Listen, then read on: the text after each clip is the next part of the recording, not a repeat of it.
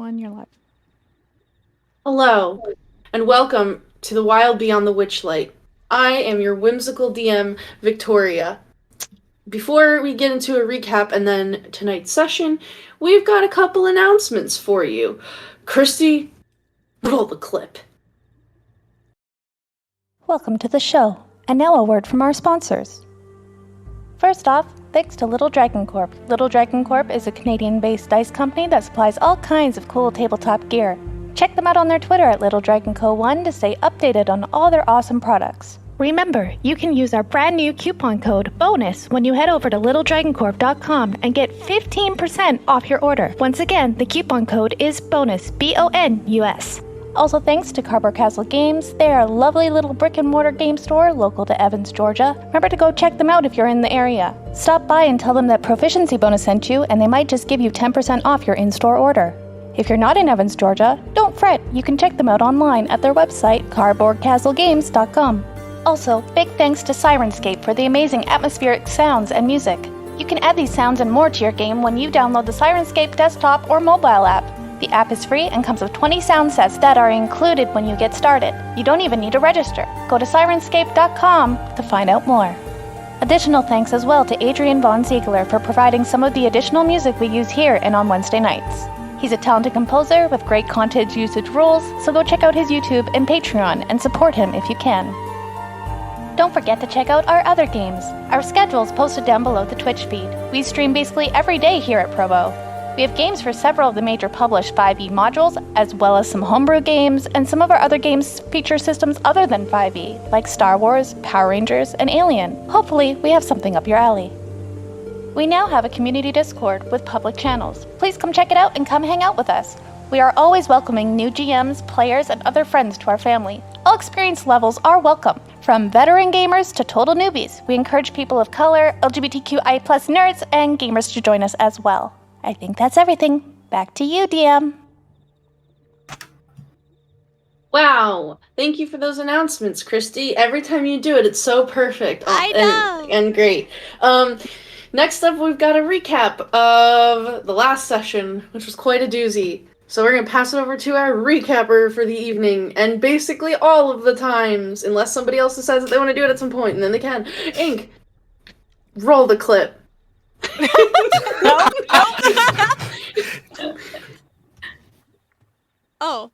Oh yeah. Yeah, great clip. That was a great moment. Mm-hmm. We'll put it in post. Ooh. We'll put it in We'll post. put it in post. So anyway, for the voiceover, when we put it in post, last time on Wild Beyond the Witchlight, the party found themselves in the company of one Mr. Stump, who had given them the safest place they had found so far within this new realm. This wild beyond the Witchlight, so to speak. The Feywild. The party, all except for one, had a strange encounter within their dreams with a man by the name of Sam, a satyr who told each of them different things and had different reactions to them, which the party was sharing when they awoke the next morning. But morning, night, time in general isn't necessarily much of a thing here. But so when they felt rested and able to take on the next day of adventuring, they, along with Mr. Stump, made their way back towards the bramble-encroached tower that they had seen early on when they first came to this realm. With a new spell prepared from their mother's spellbook, Ego was able to melt away the brambles, giving the party a path to enter into the tower proper. Inside, there was none to greet them, and just more mystery, as traps were sprung, and we also noticed that all of the furniture was being held down by spider webs to keep it in place, as the tower had been tilted, possibly for some time. In our ascent of the tower to try and find its owner, as well as a strange man that had been whisked away from a balloon that had crashed on the top, the party was attacked by some sort of shadowy hound. immediately going after Clover, who fell in one strike. Mortality defined in a single strike in front of the rest of her party members, causing everyone to leap into action, and initiative was rolled. Some taking their turns to attack this beast and defend their friend, while others tried to soothe this animal and possibly see if it is the owner's dog just trying to defend what it believes to be its home.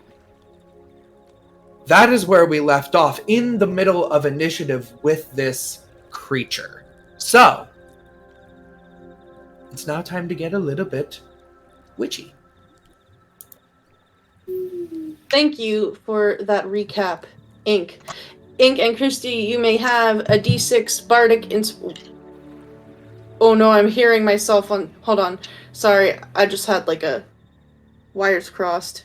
There we go. Okay, Ink and Kristy, you guys gave a D6 Bardic Inspiration. Sorry, my volume started playing out the stream and it really like is extremely disorienting to hear yourself talk while you're talking. Yep.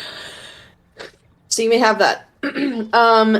Yeah, so when we left off, we had reached the bottom of initiative, and it was kind of like a standoff moment, where this shadow hound was on high alert, definitely defensive, but had been persuaded by illusion magic as well as some animal handling rolls to stop the attack in that moment. However, we are still going to remain in the initiative just so we can see, like what happens from here. So, I'm sorry, I gotta play that sound with that dude yelling again. Please don't do it. Please don't do it. Is he gonna yell? Is he gonna yell? To the human scum! Yeah. None of us are human. None of us are human. Sorry, it's literally just like all in one soundscape, so it's fun. It's just a lot. We love him. We'll give him a name at some point. That guy. Yeah, that guy. He's just the guy that like yells when we get into a fight and then he leaves. Yeah. So we find ourselves back at the top of the initiative order. At this point, it is this hound's turn. The hound looks to Ego, who is wearing an illusory, like a glamour, and Wover kind of tilts. Well, you don't know if it's Wover. I was going off of I think it is Wover. So. Yeah. So this dog tilts his head, tilts it again, and is going to go down a few steps. And it kind of like lets out a whine. He will, I believe, this would put him. He would kind of like push past Dawn. And go to like the bottom of the steps. So he would technically be leaving. You get an opportunity to attack if you wanted to, Dawn and Clover. No. No, I think he's more focused on Clover than he is on the dog. So, yeah. Okay. So this dog will get to the bottom of the stairs, and Dove is also there. And in the previous session, Dove and also Dawn had been covered with this like very pungent smelling liquid from a trap that they triggered. And the dog like looks over to you because you're holding. I think you were holding out like a ration, right, Danica, something like that. And the dog kind of like looks between you and Ego, and tilts its head up at you and like kind of sniffs at what's in your hand. But it's kind of like, it's still very much in a defensive stance, and its hackles are raised, and it like, as it sniffs, it like bares its teeth at you, and it's like, you can tell it's looking at the food, but it's like not, he doesn't seem quite happy about being super close to you, and so he's gonna kind of like sidle along, leaving your space as well, and is gonna start approaching Ego. So you also have an attack of opportunity, Dove, if you want one. Not gonna attack because it's not in it blatant aggression at the moment, but I'm gonna ready an action to try to restrain it if it goes after Clover again. Okay, cool. Yep, so the Doge will come over to Ego and whines and begins sniffing at the illusory hand. Yeah, We'll roll a perception check for him. I don't smell like this guy. I don't know what he smells like. Well, there's like there's crossed wires here because the visual sensory data and the smell data, like, so we'll see what happens there. The dog sniffs at you and looks up at you and sits on its haunches and begins to pant. Just looking at you. And that is its turn. Dove, it is your turn.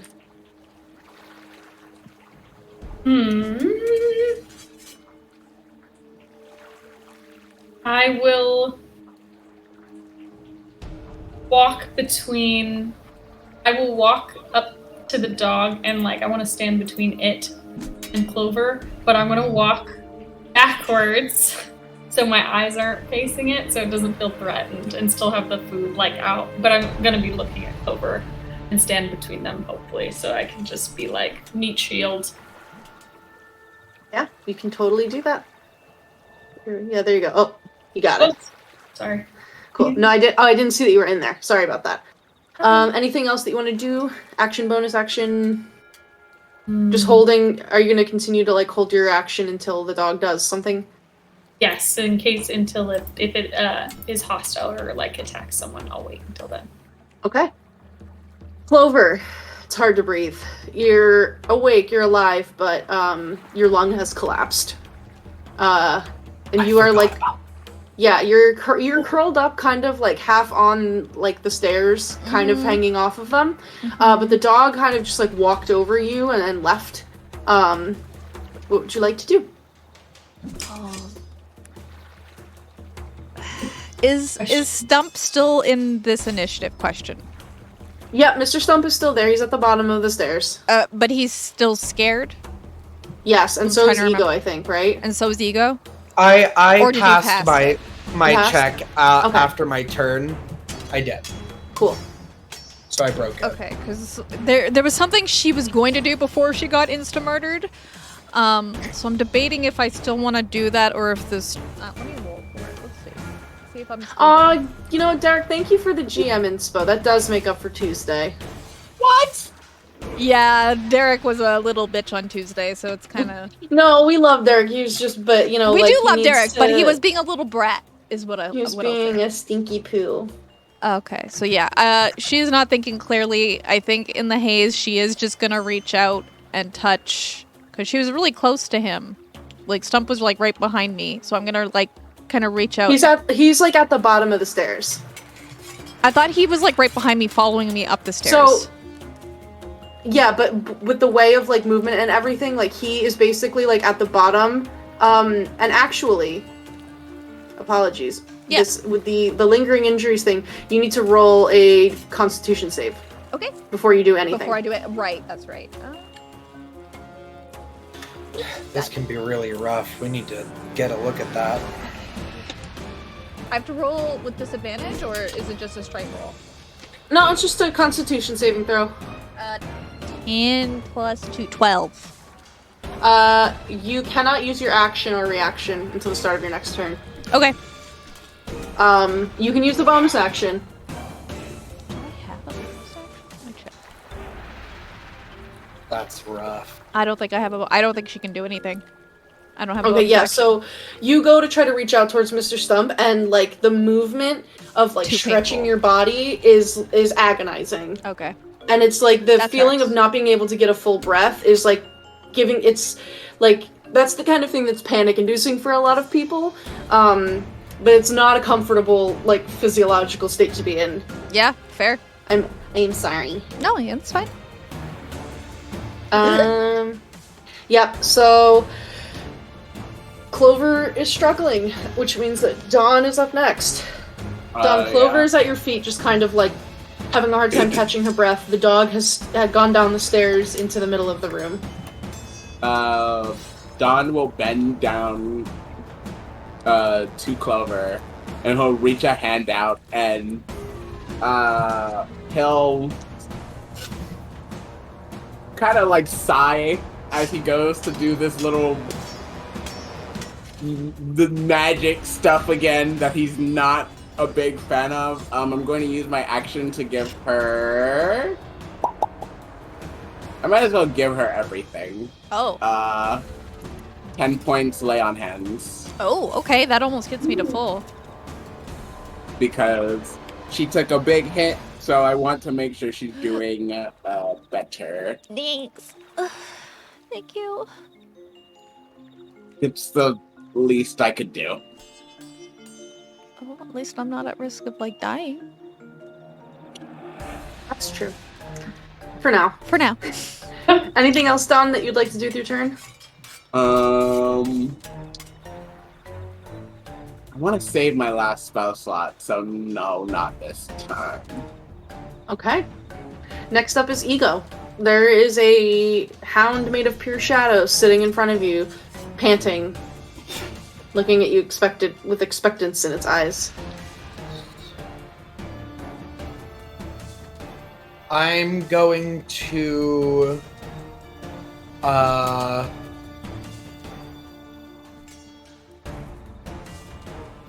use a prestidigitation here for my action. Uh-huh.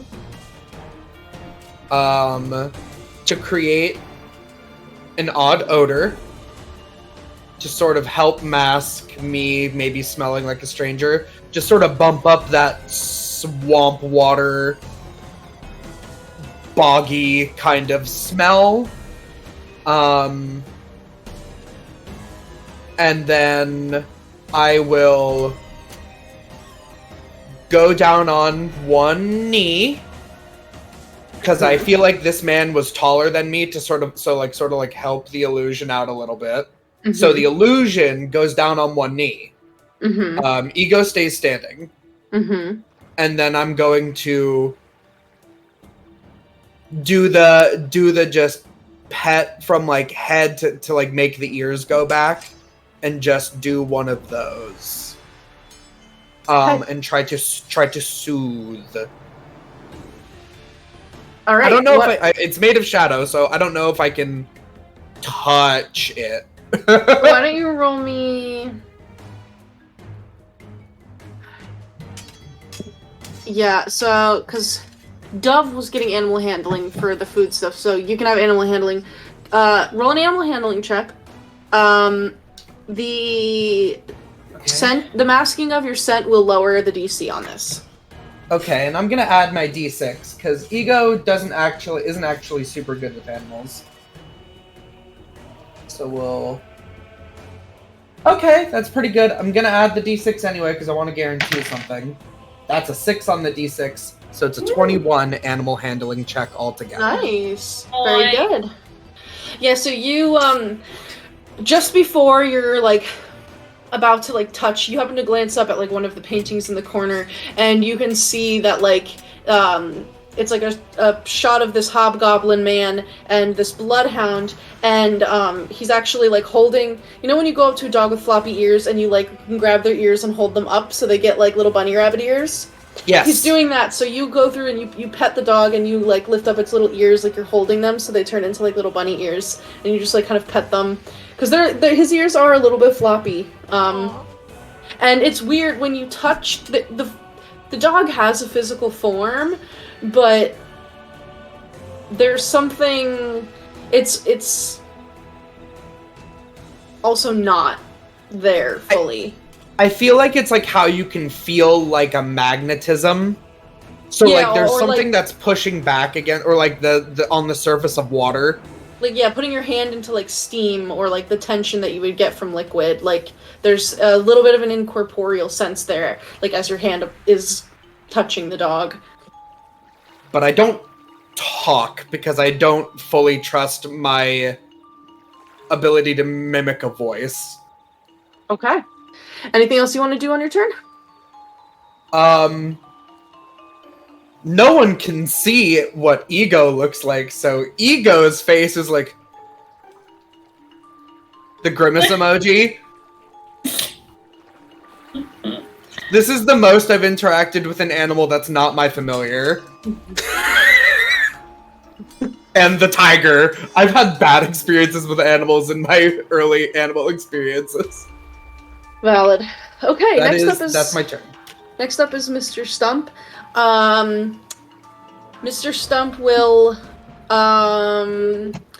he will approach the dog and in a Mr. Stump voice that I'm about to butcher, say, "Now, Wover, I know you might not be feeling very well, but everything's gonna be okay. Your buddy Mr. Stump is here. And is Not going... to be that guy, but he can't approach the dog because he's frightened of it. Oh yeah, you're right, thank you. No, that Oh, helps. that's actually helps. true. That's Yeah. right, he is still frightened. True. Thank you for calling me out on that. It's Yeah, been a week. I'm just... Shoots you with a gun, shoots you with a gun, shoots you with a gun. Shoots No, you, you're right. kills you, murders you. Okay, Mr. Stump is then instead going to reach out a little root, and he's gonna... I gotta look at the... Mr. Stump is gonna reach out a root towards Clover, and is going to hold an action, because he has reach, so he can, like, wrap a root around you, and if the dog looks like it's going to attack Clover, will pull you under into his, like, mangrove root system. And that's gonna be his turn. So... I'm gonna put a little pause to the initiative here, because that was a full round without any, like, overtly hostile action. So the dog is there and is allowing illusory Ego to pet him. And as you pet and kind of, like, scritch under the ears, you see his little, like, back foot, like, thumps on the ground a little bit. And the dog, like, looks up into the illusory eyes, like, basically making, like, the pleading face emoji, except it's on the face of this, like, horrible shadow dog, and then whines and, like, looks back at everybody, at, like, the rest of the party. And will stand up and kind of, like, turn and interpose his body between the illusion and the rest of the party. And, like, stands very defensively and, like, looks at all of you. It's not growling, not aggressive, but defensive. Still standing with my back to him, but, like, with food out. So I'm not staring. I'm not looking at him, making eye contact, but I have, like, food behind my back, like, near him. What are you all going to do? Since I'm right by it, I'm gonna sit down in this chair, or it looks like the illusion sits down in the chair. Ego probably backs up onto the chair and is doing the L thing where he's crouching on it like this. Yeah. Because Ego's like, I'm actually still kind of a little scared, even if I'm not under the frightened condition. But I'm gonna try and make my illusion appear relaxed and not threatened by these people, and continue to pet. Okay. Clover, I know Graph will BRB. They're AFK for a moment. But so for Clover and Dove. Actually, let me roll Mr. Stump a saving throw. No. Nope. He's still scared. Scared man. What are the ladies doing? I'm gonna try and be able to do something, so I'd like to make a con save.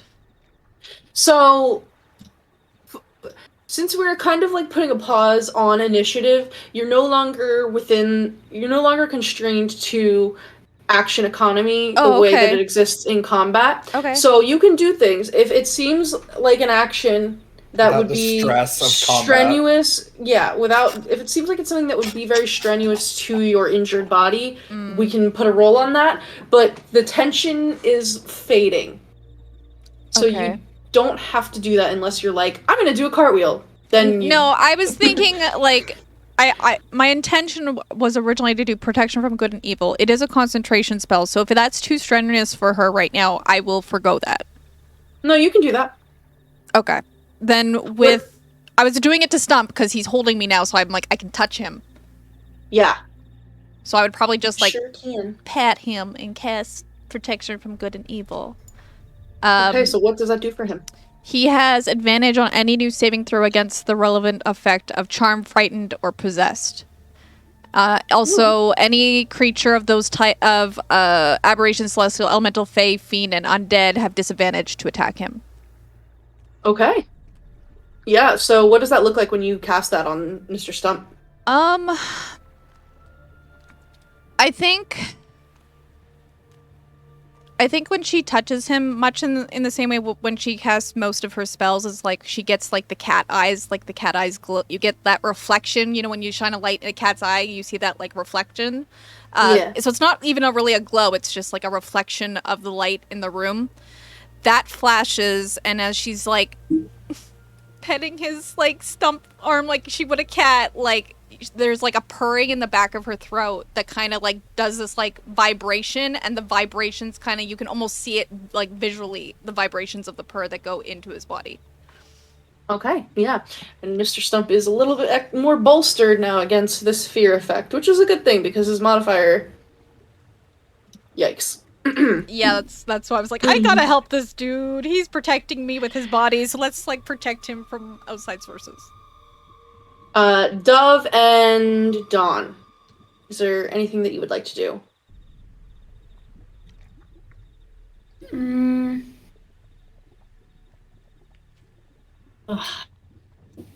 Waste a spell.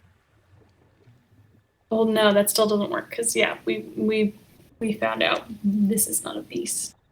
Yeah, Dove would know that. Like, yeah, I don't want. I mean, you can still do that, but Dove of the whole party, Dove has that kind of knowledge, so she can make the informed choice. I'm just gonna like follow Ego's lead and just like sit on the rug and just act chill. Be like, like next to where Ego is with the dog, or like off to the side, like on the other end of the room, like. Or maybe, how about this couch? How about right there? Yeah. Okay. I'll just sit on the couch and just, act like I'm someone over, like a guest over, so the dog knows that we're not dangerous. Yeah, you can totally do that, and you can just take like a very calm stance there. You still smell that like ichor that like spilled all over you. Is just like cloyingly sickly sweet. I was gonna say, I thought I'd prestidigitated us clean. The smell still stays. Oh, interesting. It's like skunk spray. Ooh. Oh, okay. Oh, no. So like you guys are like cleaned off like physically, but the smell is like Lingering. Still, yeah, the smell's lingering. I'm gonna Druidcraft on my like body and on Ego's some jasmine, and just so jasmine just like smells the room up instead. Nice. That's yeah. And what about Dawn? Dawn's just staying close to Clover and making sure that she doesn't like fucking die. He's probably going to lean down and say, "Are you feeling all right?" No, it hurts to breathe. I mean, it feels a little better. I'm not bleeding anymore. Great. Not perfect, but better. I will say I'm literally at -1 hit point, but it's the punctured lung that you probably can't see that is causing the pain. Like the blood and the wound is probably mostly healed, and she's like, "It looks better. I don't feel better." Yeah, there's Right. like slowly drying. The blood is still fresh because this just happened, but it's like there's blood all around your clothing, but the skin underneath has covered over and is now like that reddish pink color, Scar. like almost like with a purpley sheen of like a fresh scar. You said it was my right side, right? Yes. Yeah. Yeah, it would have been your right side. But yeah, then Mr. Stump, he kind of shakes his tree body and says, "Oh, thanks for that. I don't even know. Did you even tell him your name, Clover?" I think she did. I don't know about the rest of them. Thanks, Clover. That I feel a lot better now and way less scared of this dog. And now we'll go over and say, Wover, is that you? Or you? It seems like you're maybe not feeling all right. You look a little bit different, but I mean, it seems like you're enjoying getting your ears pet, which is something that Wover liked. Are you Wover? And Mr. Stump is going to roll an animal handling check, and this will be at the ear petting is going to give him advantage. Oh. Let's see. Yeah, so Mr. Stump will reach out like a little root and just kind of like scritches the dog behind the ear, and the dog like tilts its head back into the scritches and will go up to Mr. Stump and lick the tree like a little bit, lifts a leg, pees on him. And then we'll like kind of push underneath the roots and flop down, and it kind of like crosses his paws over, and it's just like looking up at the tree and at the illusion, and it's just like panting happily. And Mr. Stump will say, yeah, okay, that's definitely Wover. I think. Oh, what was that? I'm just gonna say to Stump, like, what the heck happened to him? Oh, I have no idea. He doesn't normally look like this, but he's acting like Wover, so I think it's Wover. I can probably keep him here if you want to keep going. Yeah, you should probably, like, very carefully walk away. If you find Elmer, can you just tell him that I'm down here and ask him why Wover is a shadow thing? Yeah, we'll do that. Definitely. Thanks. If Elmer doesn't try to kill us too. Elmer would never do that. Elmer's a really good friend. Well, we did think about his dog, so... Alright. Let's get the hell out of here before the dog tears us to shreds. Again. Again. Turns to Clover, piggyback. Yes, please. I don't know. Yeah. I shall, like, climb up. Yeah. And I will carry her. I don't imagine she's that heavy. Probably Very weighs, tiny like, compared to you. 0.3 pounds. Yeah, wait, how much does she weigh? Do I even have that? I like not a lot. They probably have one of those like modifiers for that. I don't know. It says 88 pounds, Probably but that seems excessive. Probably whatever the halfling like weight range thing is probably what she weighs. So it's not a lot. She's light. It's like carrying one of your siblings when they were a kid. Yeah, I can carry. Average. I'm only carrying 27 pounds of stuff, and I can carry up to 270, so it's like no problem. It's definitely not 88. 270. Yeah, it's like the average is 40 pounds, and I guarantee you she's a below average. So probably less than that. Yeah. She's light. You can carry her. All right, so Clover is piggybacking on Dawn. Dawn, are you going up the stairs? I'm going to move very cautiously up the stairs.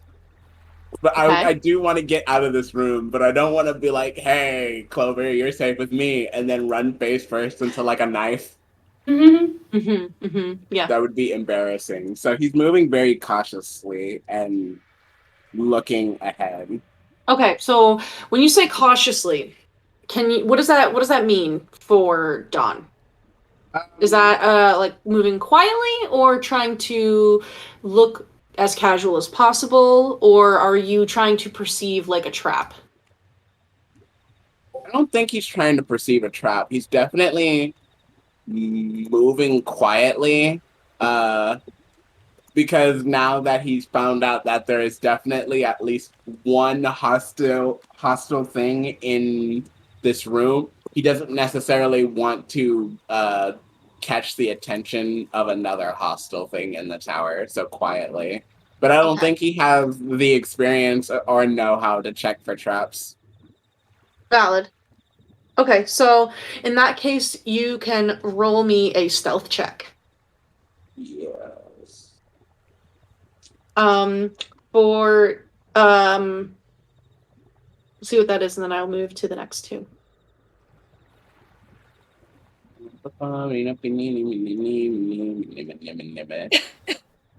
14. He is not very stealthy. Okay. For Dove and Ego, what are you doing in this moment? As the dog has curled up under Mr. Stump's roots, and Mr. Stump is like reaching other roots in there and scratching him behind the ears. I'm gonna watch, make sure that Ego can like disentangle themselves. And I'm just gonna watch them and just make sure they get out with me to the stairs.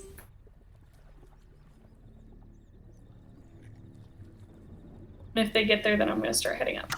Yeah, I'm gonna like get up because Ego's crouched on the chair, so Ego's gonna like crawl off the chair. It looks like the illusion just stands up and walks to the side. How tall is Dove again? Pretty dang short. I think like 3 feet. So even though, because let's see, I made this illusion as tall as possible because he looked like a tall man. So this illusion is 5'10". I'm 4'10", and you don't see it, but so probably coming somewhere out of his hip, an invisible illusioned hand is put on your shoulder to like show you that I'm ready to go. Okay, we're gonna head up. I think after. Are you trying to like be quiet? Are you trying to be casual about this? Is there anything in particular that you're doing as you leave the space? Or are you just like going as fast as possible to get out of here? I'm gonna be quiet as I go out the space, and I'm gonna keep looking in front of me for stuff. Like that weird little trip wire that me and Ego previously stepped on. Stuff like that. Yeah. So you can... Oh, go ahead. Yeah. Well, I was just gonna say, the illusion is gonna look like he's very calm and walking. I don't think that Ego can concentrate on doing, like, on keeping the... I know it doesn't require concentration, disguise self, but I still feel like focusing on making it look a certain way while I'm doing something else means that I'm not gonna investigate, but I'm going to follow directly behind Dove because I have a hand on Dove's shoulder. Okay. So, Dove, 2 rolls from you. I need you to roll me an investigation check and a stealth check. Ego, because you are illusioned and you can basically make the illusion look how you want it to, you actually don't need to roll anything because you're able to make the illusion look very calm. And if it matters, I do still have my passive perception and investigation. But yeah. I Okay. rolled a 14 for my investigation and a natural 20 for my stealth. Okay, yeah, you're like you pad away very quietly, and like you maybe Dove like kind of tosses the little jerky like towards the dog and distracts it, and is able to just quietly pad away. But yeah, totally unnoticed. As far as investigation, the group of you head up the stairs, and as you're walking, you're keeping an eye out for any like tripwires or other kind of like trap triggers. And nothing catches your eye as you're heading up the stairs. But as you all proceed up to the next level. Oh, wrong thing. Moving you all. With the Balrog. Oops. The Tarrasque emerges from the tower. There, I just moved you to the next level. Lit with natural light from a great window, this room is clearly a kitchen and a workspace combined. The space appears well lived in, with signs of recent use, despite the steep angle and oven door hanging oddly open at the top of the slope. Across the room, a table is accompanied by a single chair and dressed with a bright tablecloth. Atop it lies an intricate water flask connected to piping that disappears behind the upward staircase. At the lower end of the room, a workbench is strewn with tools and handwritten documents. So the documents and things are here. The stove is over here. And then the dining table, chair, and water flask piping apparatus are over here. And then the stairs are obviously over here. What do you do? Don will say, I'm going to keep watch over Clover. So, and we'll look back and say, Clover, if anything catches your eye, just say so and I'll take you over there. But I'm going to focus on making sure that you don't die. Okay. I think I'll just use my ears at this point to do just perception checks to like hear if someone's coming up either behind us or in front of us to keep my party safe. Just listen. Roll a perception check. Boy. Oh, my eye is so itchy. Fuck me. That's a whole ass 4. Okay, noted. Like the only thing I can hear is the air leaving my body. Yeah.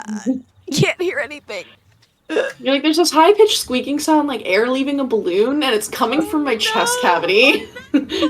no, you I mean, you keep an ear out, and you occasionally hear and it's like kind of faint and muffled, but you hear Mr. Stump just kind of like doing the kind of way that you talk to like a dog. He's like, oh yeah, good boy, yeah, that's the spot. Oh, you're a good boy. You kind of hear that. Okay. He's just like talking to the dog, but nothing else seems to catch your eye.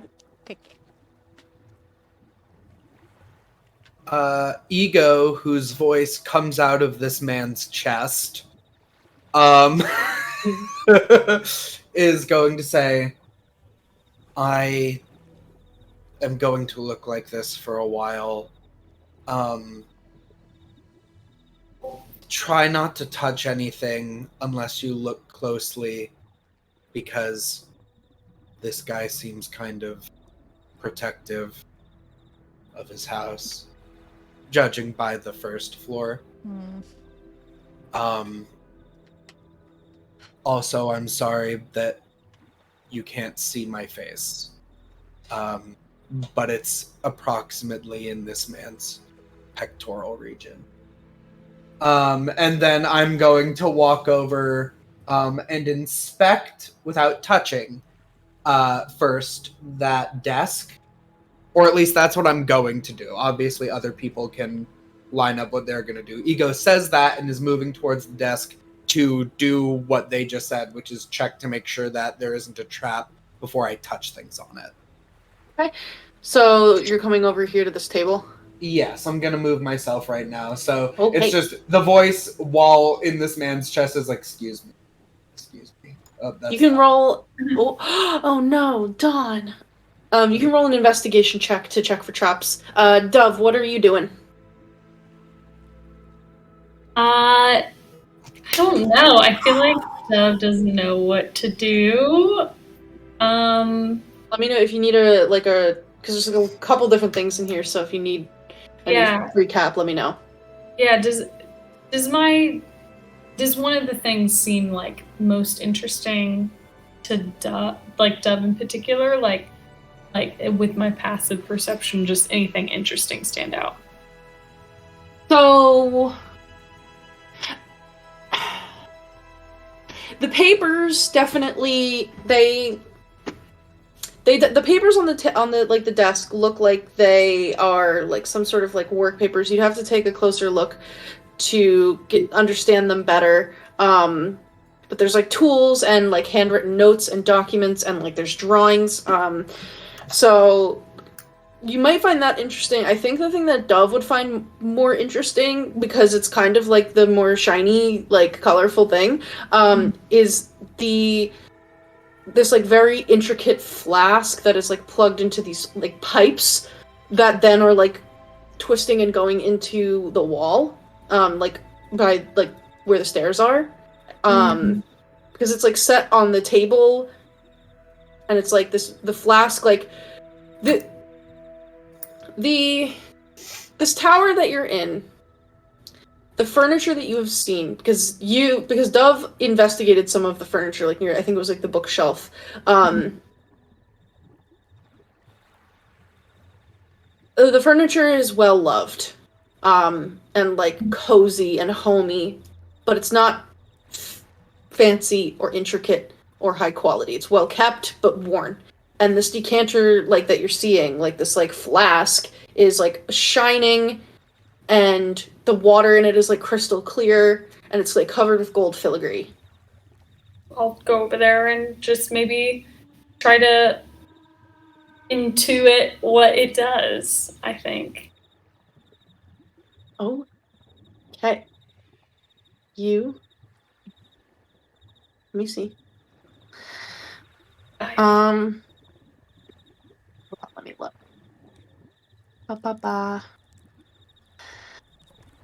Yeah, so you can see that it is. Roll me just a straight intelligence check. And then I'm gonna come back to you. Let me just pop over back to Ego real quick. So Ego, for investigation, what did you roll? I rolled a 25. Ooh, okay. So you feeling very like you gotta find these traps. You like look at the legs, you're looking like on the ceiling, the papers themselves, like everything in this space you take in, and you're pretty confident that not just this table, but like pretty much like the space that you're in, the room is clear. It's safe. You're confident about that. Okay. I will say I think we are okay to touch things. I don't see any trickery of a non-magical sort, at least. Has anyone found anything? And I'm gonna start, now that I know it's safe, shifting these papers if they're like stacked to sort of like spread them out and see. You said they were work papers, so I'm gonna start seeing what he was working on. Okay. You can roll a nature check. Hold on to it for a second for me. Dove, your intelligence check. What did you roll? 7. Okay. Yeah, so you look over at this decanter, like flask that's plugged in. It's kind of like a curved, almost like a crescent moon shape, and the ends of it are capped in gold.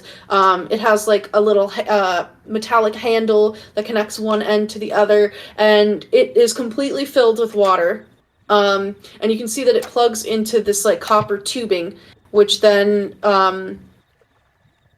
it like disappears, like basically like into the wall of the upper the staircase that like leads up. As far as like the purpose of it, kind of hard to say. You're not seeing an opening like on the top or anywhere. Like you see that it's like plugged into this copper piping, and you think like that's the opening, but it doesn't. You're not able to like figure out a way to get the water to come out to you with how it is set up sitting in this spot. What the heck is this? I'm just gonna. Dove is not smart and is just more intuitive and not investigative, and she's probably just gonna shrug and then like look around. Looks cool. Looks cool. I'm ready to go. So for ego, your nature check. Yes, my nature check, which I am also good at nature, is a 19. Okay. So you spread out these papers and very quickly, it kind of like a picture is built in your mind about what's been happening here. You can tell that several of these documents are like geological logs for something called an oh well. As in, like a pun, like, oh, well. Like oh apostrophe well. Okay. And you see like a sketch of this like round stone, like a cylindrical stone column. It's just like very plain with an opening in the top. And you see like there's like a sketch from like the side as well as like a top down. And you can see that there's like a little jet of water that comes out. And you can see that these were basically like fountains. And you see logs of like the water pressure associated with each one. Like different heights and dimensions of how these are meant to be built. You can see that they are scattered all throughout this region that you're in. And there are several of them. Like you're going through papers and you're seeing records of like more and more and more, and you're not quite clear on how many there are, but there's like a few dozen. The papers about these wells seem to be observations and maintenance schedules. So, you know, replacing stones, caulking like the cracks, going through and like cleaning pipes, and just like making sure that these wells are maintained for like 10, what you would imagine is 10 years. There are no dates on the papers because obviously time, but like the amount of records, you know, because you are somebody who has like recorded your studies and findings like with like kind of esoteric research over time. Like you're like, this is like years and years and years of like maintenance logs about these wells. You also, because you work with a spell book a lot, you can like kind of look at paper and ink and tell how long something has been on like how old a piece of paper is roughly, and like how long something's been written on it. And it kind of seems like yeah, so it kind of seems like probably within like what you'd say is roughly the past year-ish. Like in the past year, the notes stop just after a note mentioning the name Bavlorna. And the note just states, Bavlorna's practices have made them unmaintainable with my decanter of endless water. It's just not feasible for one person with one decanter to maintain them in the state that she has put them into. You also see another piece of paper about this decanter of endless water, specifically as it pertains to these wells. You note that there is a specific command word associated with the use of this decanter of endless water. The term is geyser, and when used in conjunction with the command word geyser, this decanter of endless water is able to purify the water in an well and prevent the water level that it creates from fluctuating. But because of how polluted they have become, that effect only lasts for about a day. The most recent note that you can find in this like log basically states, I'm gonna go talk to Bavlorna and bring this problem up with her myself. You also find, because that was a very, very good roll, there are schematics for a wooden raft. It's an 8-foot square raft, but the notes that are on the schematics are basically lamenting that it seems like this raft was lost in the swamps. Roll me an investigation check, and if anybody else Let me put a pause to this because that was a lot of information. Yeah, As I'm this is writing happening, stuff are you sharing this with anybody else? down. Of course. While ego does internalize a lot of things, I think ego processes their thoughts through a lot of mumbling. In which case, I'm sure someone would be like, "What are you mumbling about?" I feel like because whenever I think about like this feels very municipal. Not that ego would have any idea what municipal jobs would be, but I think of Don. I know that he's just a banker, but like this just feels like something that I would tell Don about. Yeah, that kind of like record keeping. Like your mother didn't keep records; she just remembered No. everything that was owed to her ever. Like she didn't need to record it. So it's But- definitely a little alien. Yeah, I know that Don talks about records and paperwork. So I feel like I would show him, and I would basically be like, I don't think that ego, even though ego is like, it's a lot of paper, it's very old. I think that it's more like, look how old the paper is. Years worth of maintenance working on these wells. It seems like they're all around this area. But there was an issue with a woman named, I hold up that note, with a woman named Bevlorna. She was doing something to the wells, maybe. And he went to go talk to her. And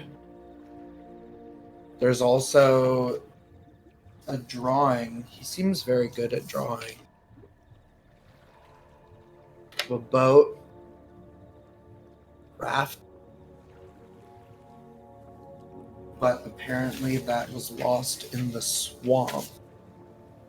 He seems very busy like you, Don, with a lot of paperwork.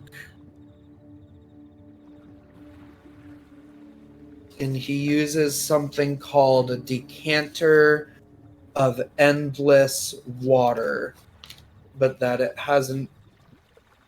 it doesn't hold up to whatever Bevlorna has been doing. It seems like, well, for those of you maybe who wouldn't think that it's a decanter with an endless supply of water. Must be this thing. Point at the little water guy, the little water flask. It looks like what you see in the sketches. That would seem to be it.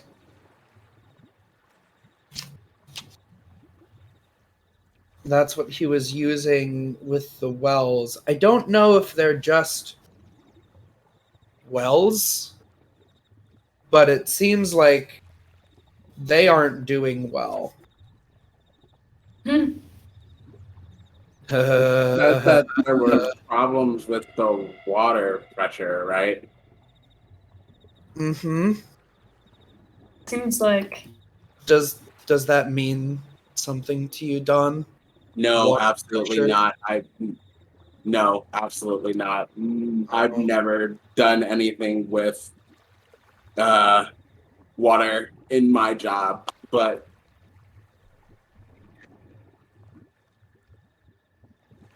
it does make me wonder what it could be affecting. Well, Have we heard that name before at all?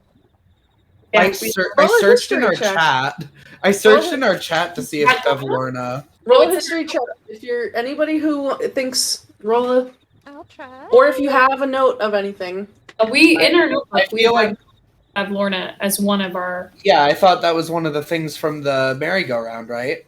Yeah, it had told us History? that 70 have plus it. 1, 18. You all remember that? the one you seek in a rambling cottage on stilts in a fey swamp, allergic to seeing someone run winder shins. Her name is Babylon Lightstraw. It is Yeah. taken into its web, the one you see can be found in the den. That was specifically mine that I Oh. received. That was Was that yours? that was mine. I was trying to Because I remember well, because I made note of the fact that it said a house on stilts, a cottage on stilts, because that's a witch's hut. Yeah. Typically. That one was yours, and then I think mine and Dawn's was the one you see can be found in a dead hollowed out tree in a sylvan forest. She sleeps in a dollhouse. You can't remember the first creature she sees. Her name is Scabbeth the Nightshade. And then I think the last one was still in Moongrave, but I can't remember what her kind of whole thing was. The one you seek has foreseen her own death, what happens to be in an eclipse. Yes. High above a mountaintop theater. Yeah, and I think that one was Clover's. Yep, you've heard her name before. So I'm also thinking, so if he went to go see Bavlorna, and Bavlorna is doing stuff here with these wells, then this isn't just a swamp. This is most likely the Fey swamp from my and I think it was just mine. It was just you. Yeah. Yes. So some lady in a little house on stilts is walking around in the swamp. It made things difficult. Well, do you think the water level has to do with the swamp in general? Those Mr. Stump said that those brambles have started growing Recently. all over the place. Possibly. I mean, I'll be plain with you. This Bavlorna sounds like a practitioner of witchcraft. Which would mean possibly that she's put some sort of curse, hex, or bewitchment on these wells. That could be possible. But what it also tells me is the man whom I'm looking like right now is not here because he left to go see her. He seems meticulous and would probably have made a note of how their conversation went if he had come back. Maybe he came back different, like his dog. We still have another floor to look at. That is one thing. If he did come back and something happened to him, I don't know what, that could explain why his dog was also apparently different. That's only one way to find out. Yeah, that's a good point. Look up the stairs. There's also still that person apparently that that Clover saw get snatched up. So regardless of whether it's actually him, someone else is still here. Yeah. Yes. The guy that was snatched came from the balloon, though, right? Like out of character. Yeah, Okay. He was in the basket of the balloon, Okay. But which was something caught. snatched him. It was caught on the tower and like up. You think probably one level above where you're at now. The window shutter opened and a blur snatched it out. Okay. Still gotta help that poor guy. Maybe we should go up there. There's the matter of this decanter of endless water. It seems like it's important to him and useful.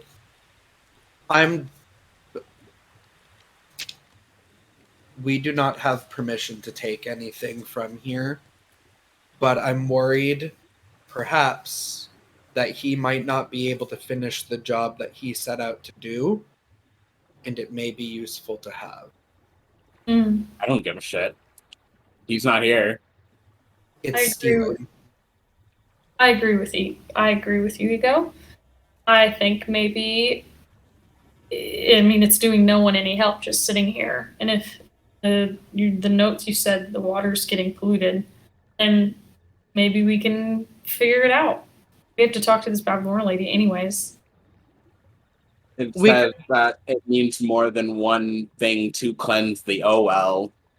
Mhm. So if we have at least one, if we need to do anything with it, that's better than not having it at all, right? Mhm. We could borrow it. Yeah. I can leave an IOU in exchange. That's a nice compromise. I Okay. will. Whatever.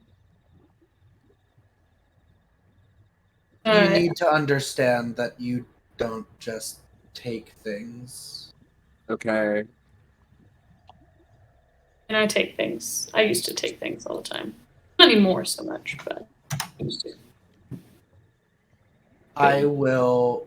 Kinda had to. Wherever you found the decanter, I will reach into my bag and I will place one of my trinkets, my pair of green leprechaun boots that are tied together by their laces. Okay. So you're removing the decanter from the pipe?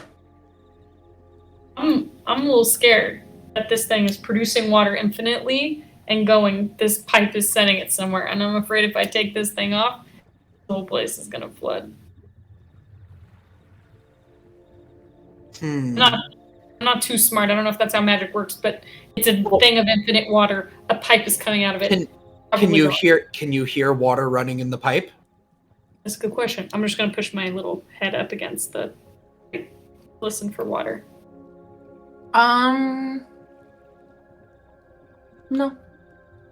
You don't hear water. I don't hear anything. Well, we think it's connected to that thing. Wouldn't there be like a handle to turn it on and off? You can see that there's a little, like a cylindrical piece of metal that is attached to a cord that's tied around the neck where it's connected to the pipe. Okay. Maybe it's turned off right now. Will it turn on if I take it off? I don't know. I don't like this stuff. Get it? It's all mechanism-y. Aren't you good with this kind of stuff? No, I just said that I don't do things with water. I do paperwork. Yeah, I guess paperwork and water are kind of like enemies, huh? They get soggy. Unless you're working like the sewer systems, but they don't know if they have anything like this in water deep sewers. What's a sewer?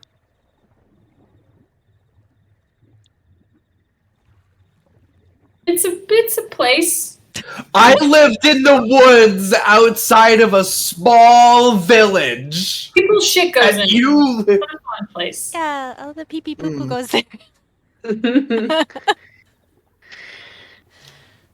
For sanitation reasons. I don't work in sanitation. They should really use that in the fields for their crops.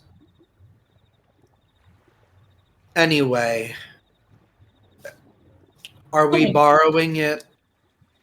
I'm okay with leaving it as well. But I'm worried that this gentleman has fallen upon a terrible fate. Why don't we see what's upstairs, and then depending what's upstairs, we decide if we take it or not?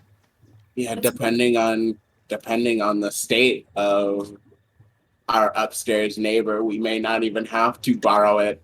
We might be able to just leave with it. I take my shoes back.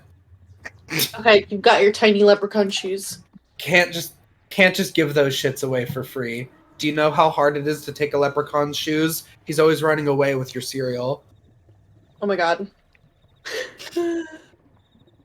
Cannon. Yes. The They're audacity. always after me, lucky Lucky charm. shoes. So it sounds like you're leaving the decanter For now. For now. for now. For now. So then what's the plan? I think we're going upstairs. Going upstairs. Are you trying to you just going up? What's the process there? Definitely I just gonna- want to make sure I give you all a chance to choose how you proceed. Definitely gonna be quiet because we know some man quiet. has been kidnapped. Yeah. Yeah. Okay, everyone's Especially trying. since I'm we're trying to be approaching the quiet. top. Well, I'm still being piggybacked. I don't know if I need to also roll stealth. Yeah, you probably do because you have to like hold in like coughs. Mice. Like, you're trying not to. Yeah. So anybody who's attempting to remain unnoticed, please roll me a stealth check. Good thing I'm not wearing any chainmail or anything like that. My Yeah. AC's trash, Okay, but not bad. ooh, 16. 19!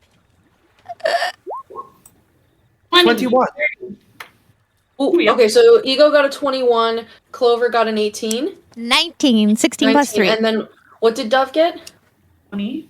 20, and then Dawn got a 16. Yes. Okay. All right, so the four of you are able to make your way up Make my way. the other staircase. Do that Let me every get all of time. you like grouped together. I missed the here. last one it was said, and I had to do it. Valid. And you're able to start heading up there. As Yeet. you begin to approach the top of the staircase, so I know, I'm assuming Clover is still on Dawn's back. Yes. What's like the order? What's the procession the order that you're all going in? Don sort of has a conflict of interest because he wants to be in the front to protect other people from getting mauled, but he also doesn't want to put Clover in a position to get mauled. You can pass. Clover is not super heavy. I think even my weak ass could probably carry her. If you want to pass her off, so that, because also, I mean, I know she's like on your back, but like if you need to like get your like sword and shield out, Mhm. Yeah. Yeah. You're the second tallest here. I'll pass her off to you so I can pull out. -2. You said that she weighs 33 pounds, though? Yeah. Power of 3. Yeah, so I mean, even with my -2 strength, I'm quite sure I can still. Yeah, your carry- capacity is 90 pounds. Oh, yeah. Yeah, so- Yeah, that's fine. And I'm wearing 20 pounds of gear, so I can carry you. Okay.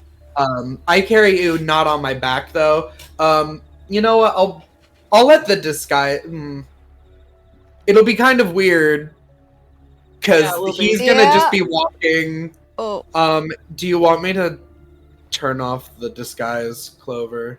I don't mind either way, but what if it's the same guy that you're wearing that's up there? True. I'll let it go. Let go. So while you're being held, you feel for a brief moment a bunch of hair flow over you, and then it sucks back up, and it's me. And I'm holding you, and it's kind of funny because I'm not holding you on my back. I'm holding you like Princess style. I guess, yeah, princess Yeah. bridal style. Yeah. Ooh. And it's just sort of like I've got that like the looking down eyes, so I look probably very intense, but it's very soft. Oh, thank you. So it sounds like You're Dawn's welcome. first, and then I'm gonna Yeah. go after Dawn. Dawn, then Dove, then Ego and me. Yeah. okay. As you proceed up the stairs, we're gonna take a quick little like 5-minute breather break here Okay. and see what awaits at the top of Slanty Tower. All right. BRB Yeah. fam. BRB.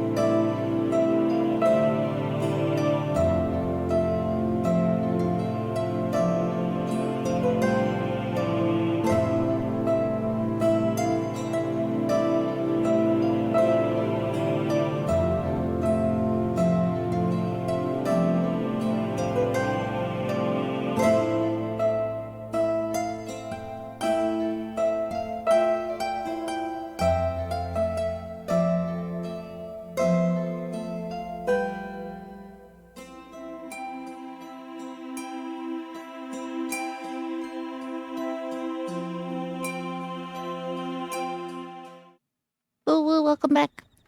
Welcome back. We're gonna get right back into it. Can everybody roll me a quick intelligence check? I'm not intelligent. Well, I'm more intelligent than some people are. So dumb. Oh, I rolled a natural 20, so apparently I'm super intelligent. Yeah, 20. 13. 16. Dirty 20. Okay. Dawn and Clover. You're all trying to be quiet as you start heading up these stairs.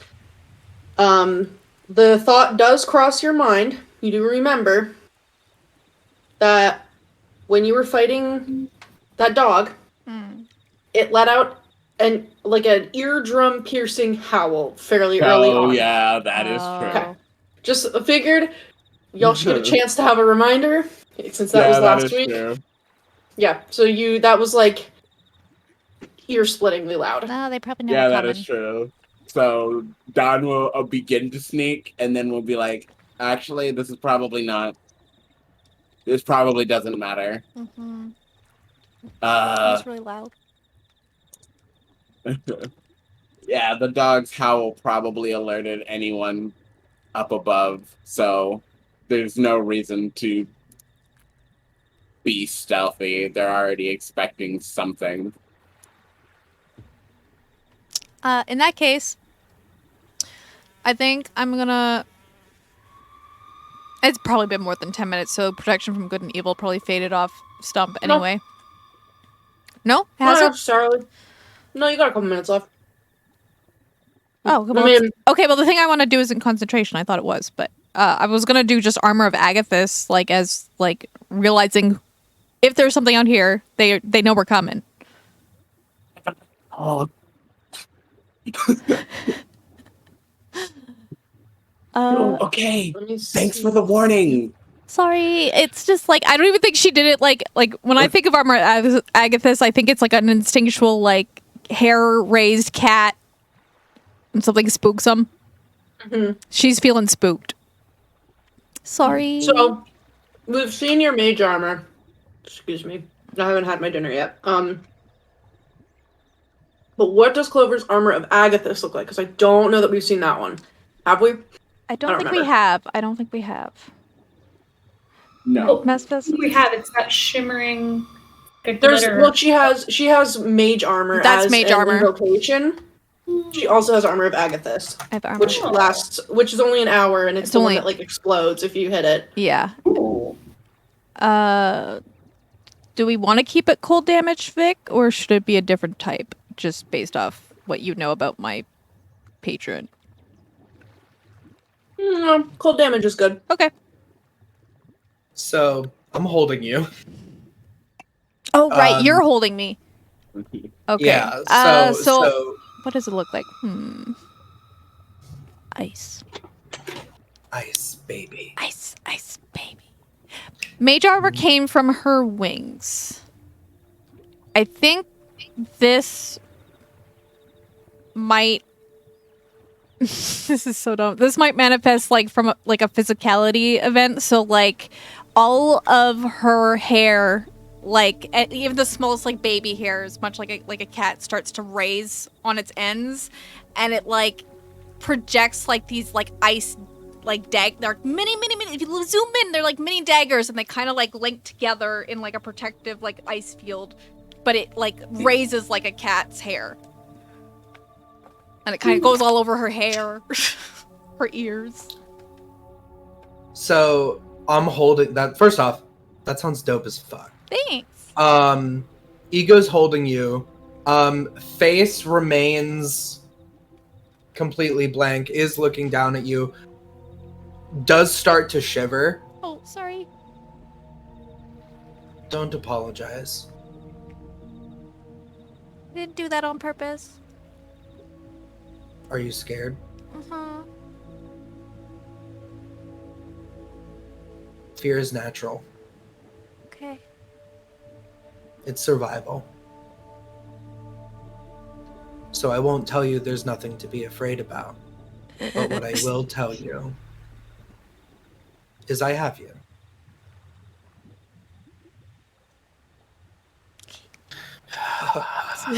Just the cold breath.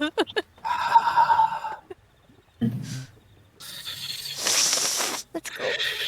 Well, because I'm also wearing like a mesh shirt. Oh no! And like a skirt. I'm like not dressed for warm. Oh no! I'm dressed to look cute. That's the worst thing to have in the winter. I apologize for my nipple. There's diamonds everywhere. It's fine. Yeah, no, let's go. Yeah, Don is probably holding up his shield. Obviously, is going to take the lead, so nothing happens to anyone else. I'll be holding a dodge action, just in case. Okay. So, you proceed up the stairs. Yeah. Yeah. Let me grab you guys. Can I say that I'm gonna bonus action my little primal savagery claws cantrip. Yeah. And hold a dodge action as I walk by. You sure can. You proceed up the stairs.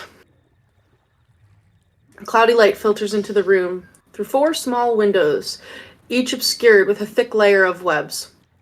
The webbing dominates the space, covering most of the walls and supporting a large bed at the top of the sloped floor. Entangled within these webs, you also see a silver birdcage. And within it, now I can finally show all of you this picture. Let's see if I can get it on stream. Yeah, Kristy, put it on stream because I literally can't even be. This. Hang on. I'm gonna put it in handouts. Oh no! We've waited 3 sessions to see. This has been a month. Yeah. I literally Almost. cannot even begin. You see a purple fairy dragon who struggles against its bonds. And outside on the far window he's in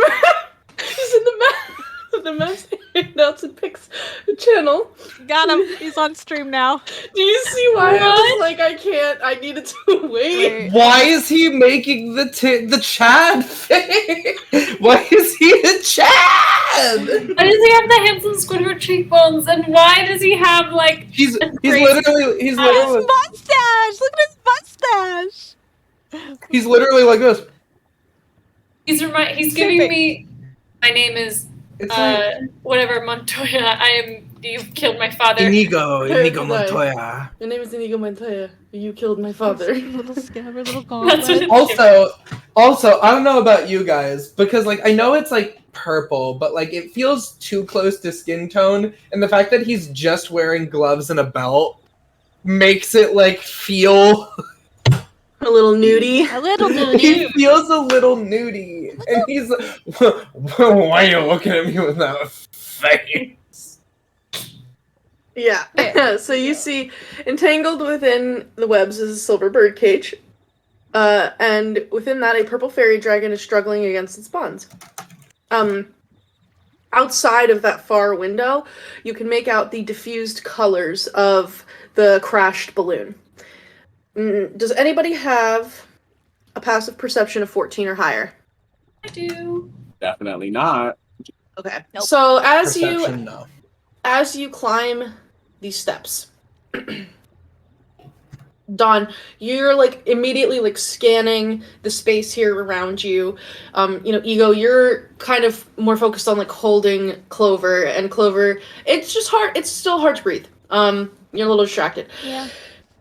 Dove, you just kind of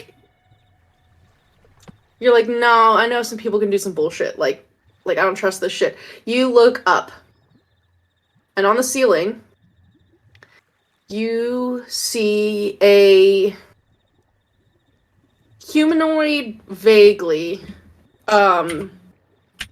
individual.